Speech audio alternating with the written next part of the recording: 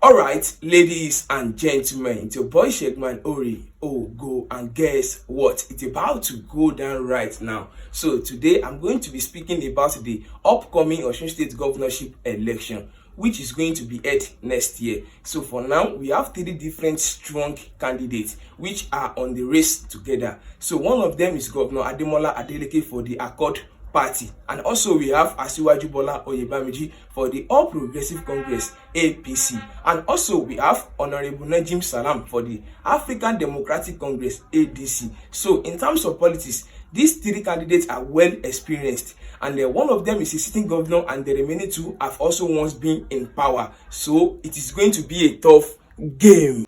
Alright, now I'm going to be sharing with you guys the contribution and the achievement of each of these candidates to the growth of Osun State so far. And I'm going to start with the ADC candidate, which is Hon.Najeem Salaam. So Hon.Najeem Salaam was born on the 8th of August 1965 in Ejigbo local government, located in the West Senatorial District of Osun State. He's a very close associate of Ogbeni Adegbeshola, the former governor of Osun State. So ladies and gentlemen, in anything we do, we must not forget the pains and the hardship that the civil servants of Osun State and the pensioners went through for 4 good years, 4 long good years under the government of Ogbeni Adegbeshola. You know, this is a time in Osun State that the civil servants are being paid half of their salaries, to the extent that some of them can no longer afford to feed themselves, not to talk of feeding their families. So, ladies and gentlemen, during this time, Honorable Najeem Salaam was the Speaker of Osun State House of Assembly. So, he had the duty to speak up for the people and challenge the government. But instead, he ignored us, keep quiet, and allow the suffering to continue. Honorable Najeem Salaam, as the Speaker of Osun State House of Assembly, then we the people, we expect him to demand full salaries for the workers and the pensioners, and also hold the executive accountable. But instead, he keep quiet. He keep quiet. And now he wants to become the governor. You see, personally, I have no problem with him becoming the governor, because everybody have the right to contest. But the question we have to ask ourselves is that if he could not defend us as a speaker, how can we trust him to protect us as a governor? That is the question. Because Osun State need a leader, need a governor with courage, not a leader or a governor who watches in silence while the people are suffering. Alright, so the next candidate I'm going to talk about his contribution and achievement to Osun State is Asiwaju Bola Oyebamiji of the All Progressive Congress APC. Asiwaju Bola Oyebamiji was born on the 17th of November 1965 in Erewole Ikire local government, also located in the Osun State West Senatorial District, and also an associate, let me just say a former associate of Ogbeni Adegbeshola, the former governor of Osun State. So during the time of Ogbeni Adegbeshola government, when the civil servants are being paid half of their salaries, you know, people who wake up as early as 5 a.m. in the morning, take their beds, dress up, and ready to go to their place of duty are being paid half of their salary. This is so painful. This is indeed so painful, so painful. Alright, ladies and gentlemen, so at the center of that financial mismanagement was Asiwaju Bola Oyebamiji, who then served as the Commissioner for Finance for Osun State. He was the one in charge of the state financial management, but yet he failed to protect the welfare of the workers. And instead of him to speak up for the people, he remained silent and also loyal to the system that brought suffering to thousands of people across Osun State. Alright, so how can someone who watched our workers suffer under his own watch for good 4 years now ask for our vote to become the governor of our state? So ladies and gentlemen, the question I want us to ask ourselves now is that if he could fail to manage the salaries of our workers fairly, then how can we trust him with the entire state? Because to my own perspective, Osun State needs a better leader. We need a leader who can speak up for the people, not a kind of leader who we stood by and watched the people suffer.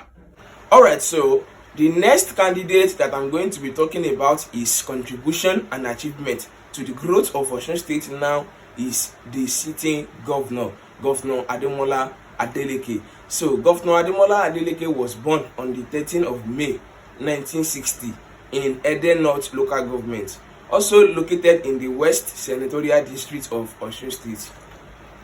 So when Governor Ademola Adeleke took over office in 2022, he sacked over 1,000 teachers across the state, and his government came out to deny it openly. But the truth is the truth, in which personally I knew the truth that the governor sacked over 1,000 teachers which were employed by the last government, and there is nothing they can say to justify their action. So along the line, the governor announced a new recruitment for new teachers across the state, in which people apply, but up to now, no updates, no appointment, just silence. And also, when Governor Ademola Adeleke took over office in 2022, the Osun State Youth Empowerment Service, oh yes, the governor sacked everybody benefiting and working under the service, the empowerment service rather. So, and he renamed it to Imole Youth Corps, and also announced a new recruitment for the empowerment service of the Imole Youth Corps, in which people apply, but up to now, no updates, no appointment, just silence. So, according to my own perspective, Governor Ademola Adeleke closes the doors of opportunities in which the teachers and the youth are generating their incomes from to earn themselves a living and to feed themselves and their families. And when we are talking about a good leader must be responsible to open the doors of opportunities for its people, not closing it. Alright, so, and also we have the abandoned 69 billion naira airport project in Osun in Osun State. You know, this project started during the Ogbeni tenure, and he left it incomplete. Also, the last government before Governor Ademola Adeleke, which is the former Governor Bola, also met it incomplete and left it incomplete. And then when Governor Ademola Adeleke took over office, he came out openly and told us that he is going to complete the project. And now the governor have already spent over 3 years in office, and up to now, no progress, no updates, no changes about the airport, but just silence. And as we all know, the state of our nation now, the rate of kidnapping on our road in this country is getting more alarming. And the only thing we need now as a citizen is for our government to complete this airport project in order for us to be able to be traveling by air to avoid the dangers on the road. You know, our leaders, you know, when they are moving around, you will see them moving around with every security. But we, the ordinary citizen, we have no privilege to do the same. And the only option we have now is for our government in Osun State to complete this airport project in order for us to be able to be traveling by air, like I said, to avoid the dangers on the road. So now, Governor Ademola Adeleke is now asking for our votes for his re-election for second term. So the question we have to ask ourselves now is that, how can we trust him again? You know, how can we trust him again? Because we trust him before. That is the reason why we gave him the power. We voted him in during the last election in 2022, and we can see how he make use of the power. So now, how can we trust him again? That is the question. And to every voters in Osun State, I have this to say to us. You know, in the next election, I don't want us to be deceived by anyone. Don't be deceived by anyone. Vote for competent leader, accountable leader, transparent leader, not a kind of leader who talks but do nothing.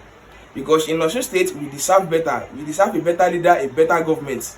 Not a kind of leader or a kind of government that will forget us after the campaign is over. All right, so I think everything I have said so far concerning the three candidates, I have been able to convince you, but not to convince you that we have to vote for a competent leader. So ladies and gentlemen, don't forget to like, comment, share and subscribe, and also watch out for more video like this. Thank you.